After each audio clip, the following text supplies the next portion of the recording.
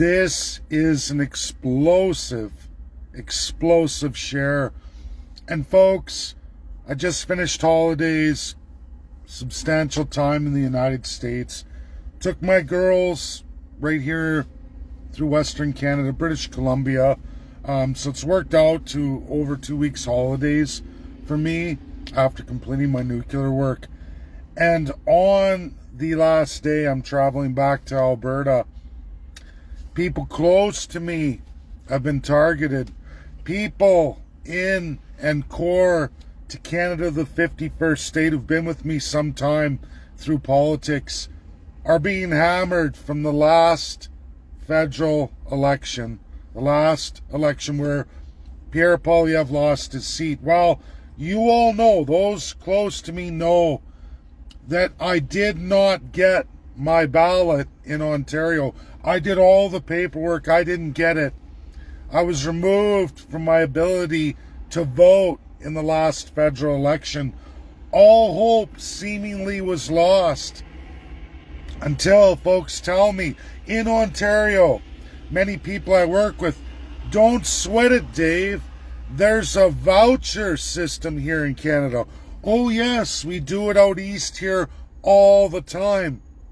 Sure enough, I look into it and I find out, yes, without any ID, you can vote in Canadian elections. Now, we talk about crime because I can tell you, Jonathan LaBelle in Pierre Elliott Trudeau riding, right at that school, celebrating the greatness of the Liberal Party, central Liberal stronghold, and the chief electoral officer who required no ID from me. In fact, the people working at that polling station that day not only required no ID, couldn't speak any real good English.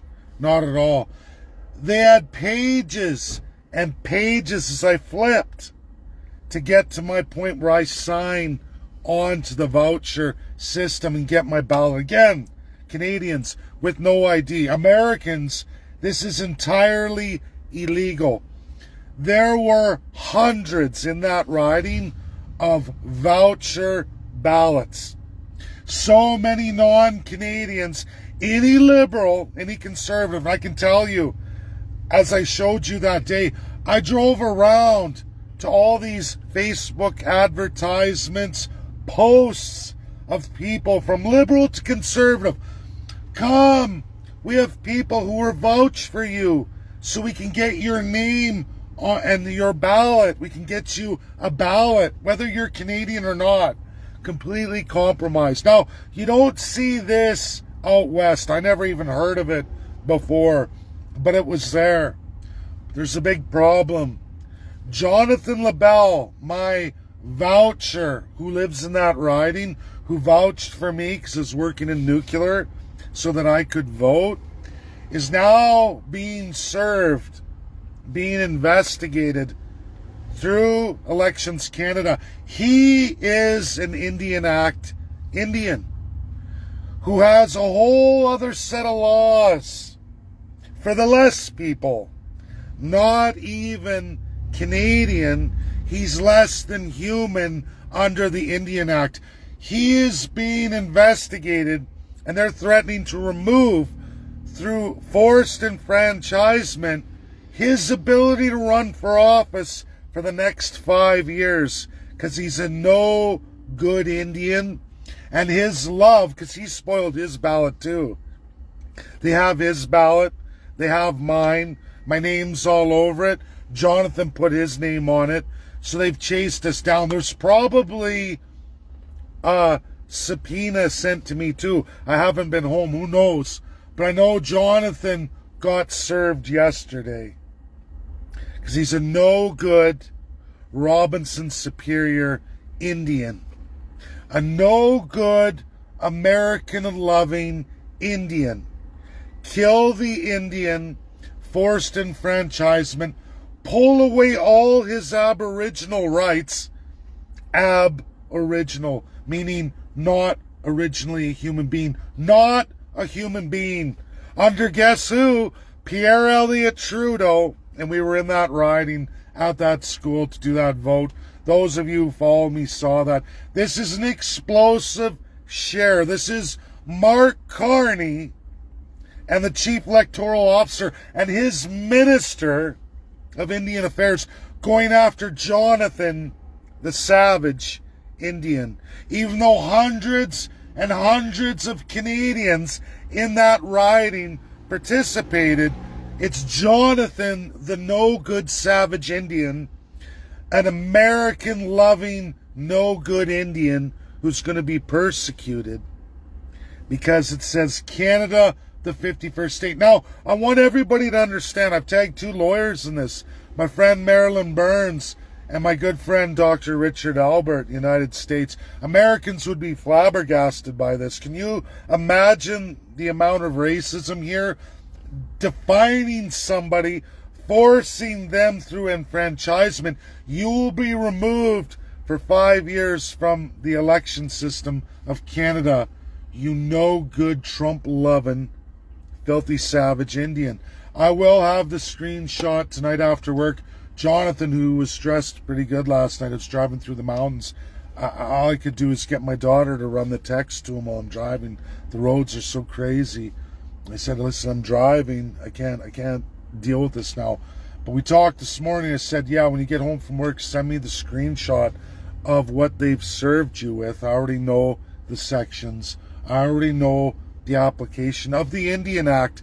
The forced enfranchisement of Jonathan LaBelle, who's under Robinson's Superior Treaty, before Canada was a country. The treaty that Donald J. Trump holds in his hand. He can dismiss that treaty anytime he wants. Jonathan's only salvation may in fact be one Donald J. Trump, and we're going to get it to him. There's so many people being persecuted in this country now. Jonathan is officially one of them, everybody. Why? Because he pursued Canada, the 51st state. And for lawyers, again, I don't want to lose this point, and for everybody, why this is a critical explosive share. These are spoiled ballots. It did not create any kind of victim. I didn't create the voucher system, neither did Jonathan. I was working in the riding.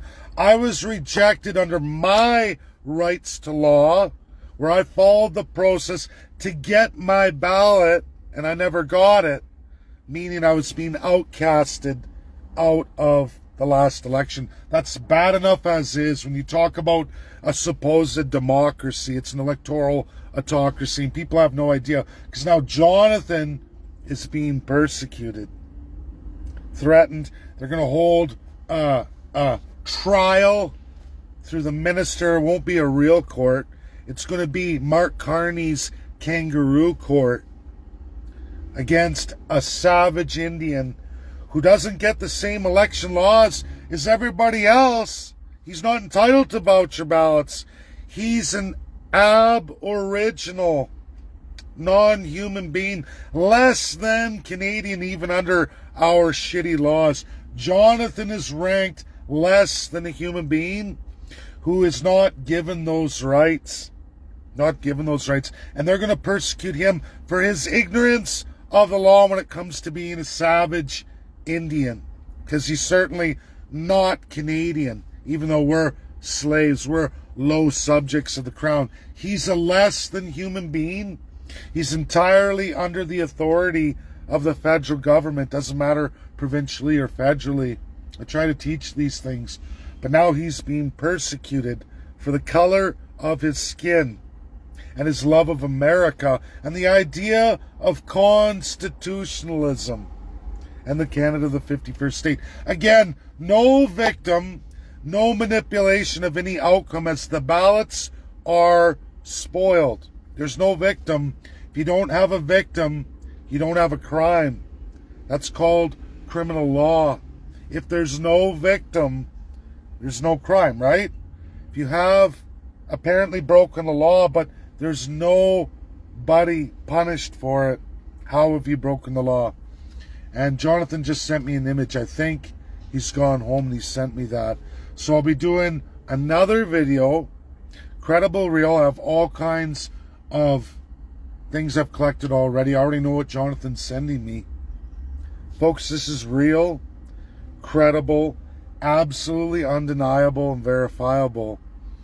This is the epitome of the Liberal government, the epitome of Justin Trudeau, his shit family legacy of nothing but racists. Because why, everybody?